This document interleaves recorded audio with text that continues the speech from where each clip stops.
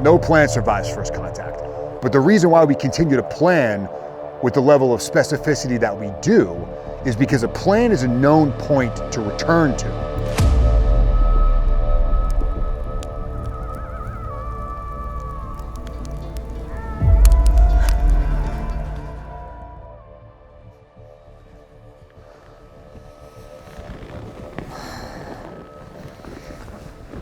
Welcome to Objective Secure.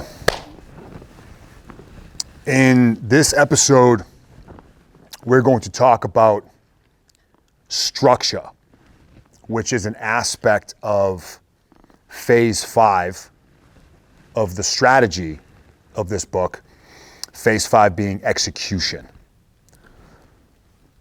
When we talk about structure, we're really talking about how we organize our schedule. How do we organize our schedule within a day, let's say? Hour to hour, minute to minute. So our timeline, a sequence of events. How do we structure out our 24? And of course, the more specific, the more detailed our structure is, the more efficient we will become. The key to this, however, is a gradual increase in detail, a gradual increase in specificity. Because if we can't maintain this long term, if we can't sustain it, then it's worthless to us. Those out there right now that are struggling with laziness, struggling with inefficiency, struggling with wasting time, we need to look at how we are structuring our 24, but it needs to be a gradual progression.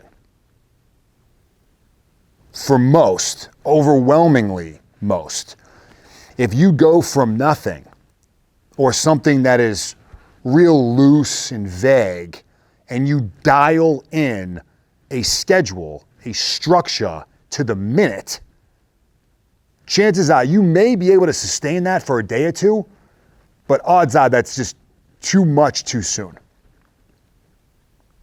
It has to be sustainable. Living the most structured, rigid, efficient 24 hours is great. If it only lasts a day, then it's all for nothing. So a gradual increase in specificity within that structure. The example that I use in this book when talking about structure is about me as an amputee. And the way that I look at it in my mind is the second I put my prosthetic on, a clock starts to tick. And that clock will tick faster or slower depending on a variety of different variables. My level of activity, the type of activity, the temperature, all will affect how long and what I can do with my leg attached to my body before I have to take it off. Now, I may be able to take it off just for a minute or two, wipe off the sweat, put it back on, reposition it, get back up and keep moving out. Or I may need to take it off and let it breathe for a minute or 2 minutes or an hour. With that being an unknown place and time, I need to maximize my efficiency while I'm on 2 legs. And yes, there are ways to be mobile. There are ways to function without being on 2 legs. I do it every single day. I use crutches, I use a wheelchair, but I am without question more efficient when I'm on 2 legs. Therefore, the time that I'm on 2 legs, I need to maximize it because it's only a matter of time before I have to take it off. So knowing that this clock is ticking, the second I put this thing on, I began to develop a certain level of OCD about my day-to-day life, my minutes. I began to get obsessed about my minutes because if I put this thing on and I was inefficient with my time, I was inefficient with my energy. That was time wasted. And that clock is continuing to tick, and I'm gonna have to take this thing off, let it rest, wipe it down, and my efficiency is gonna drop. It got to the point where, for example, and this happened many times, I would get upright, I would leave my house, I'd get to my truck, and I realized that I forgot something.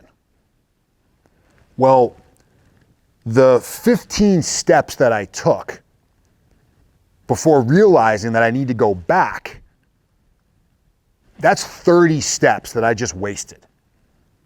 That's time and energy that I am never getting back. 15 steps to go back to get the thing, and then another 15 steps to get back to where I was when I realized I forgot it.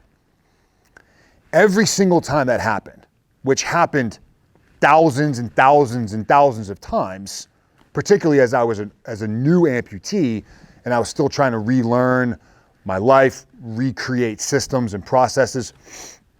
Every time that would happen, it would send a shock through my body. Like, nope, I just wasted that time and I'm never getting it back. I need to make an adjustment with my system. I need to adjust my structure. I need to make sure that I mitigate the likelihood of that happening again. So my need for efficiency was growing. Knowing that the more detailed we are with our structure, the more efficient we will be. We also have to be prepared for the inevitable. That being something we call life. Life does not cooperate. Life is going to get in the way.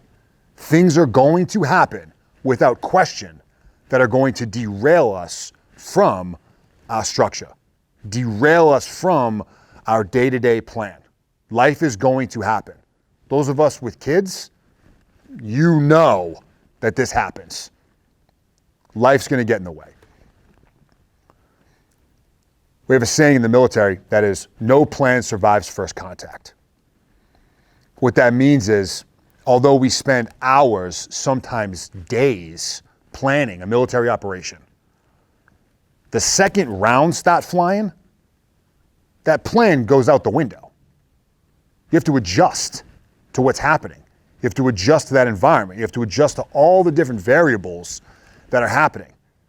We spend time thinking through contingencies and what ifs, but there's no way to control how it plays out in real life. No plan survives first contact. But the reason why we continue to plan with the level of specificity that we do is because a plan is a known point to return to. It's a known point that everybody is aware of. So once we solve this problem, we can all get back on the same track and continue moving forward with the mission. Same analogy applies to every single one of us when it comes to life.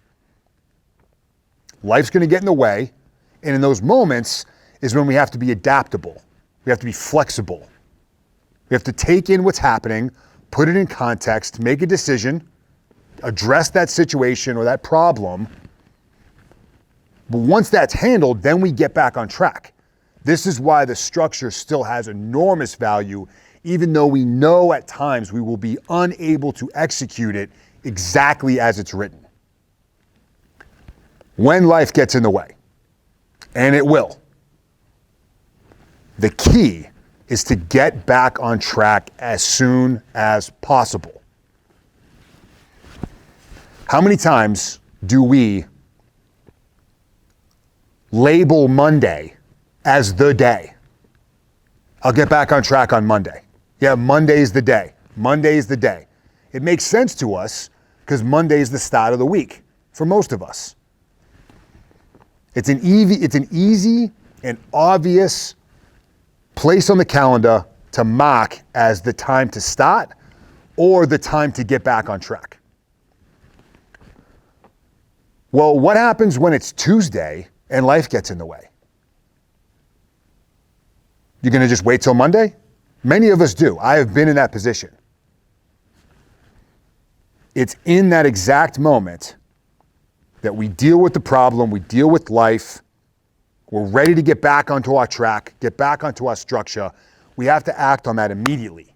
Forget Monday.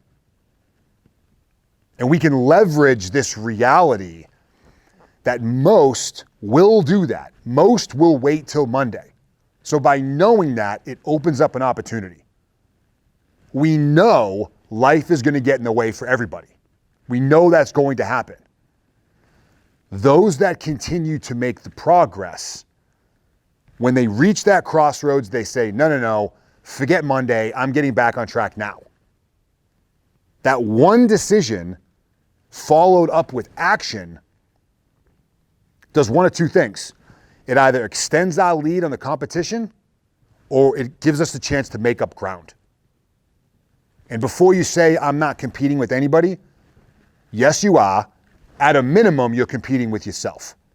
At a minimum, you're competing with the person you were 5 years ago, or you're competing with the person you will be in 12 months if you do not execute now. Our structure is key. We want it to be as detailed as it can once we earn the ability to make it that detailed. Start off slow, gradually increase that level of specificity, and when life gets in the way, when you make contact, we adapt, we flex, we adjust, and then we get back on track as soon as possible.